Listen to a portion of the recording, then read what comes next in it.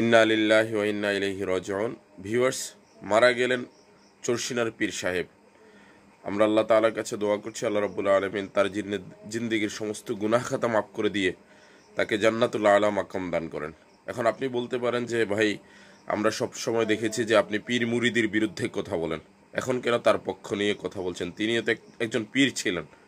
আসলে শর্ষিনার ব্যাপারে আমাদের একটু দুর্বলতার জায়গা আছে, আবেগের জায়গা আছে, যার কারণে অ্যাজ এ মুসলিম আমরা তার জন্য দোয়া করছি, যেহেতু তিনি তাকে মুসলিম হিসেবে দাবি করতেন। আমি এখনও বলছি, কোনো ভালো মানুষ আখেরাত চায় এরকম কোনো মানুষ পীর মুরিদি করতে পারে না, কোনো ধর্মপ্রাণ পীর মুরিদি করতে পারে না। সে যে লাইনের পীরই হোক না কেন, সে হতে পারে শর্ষিনার পীর সাহেব, সে হতে পারে চরমনায়ের পীর সাহেব, সে হতে পারে ডিজে হুজুরের যে পীরগিরি আছে সে পীরগিরির পীর সাহেব, যে লাইনের পীরই হোক না কেন, কোনো ধর্মপ্রাণ পীরের মুরিদ হতে পারে না বা পীর হতে পারে না।